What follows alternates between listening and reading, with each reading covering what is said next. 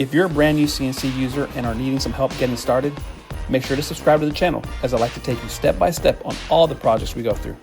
Once you get a few of these under your belt, it's always rinse and repeat. I promise you it's not that hard, so I'll see you over there.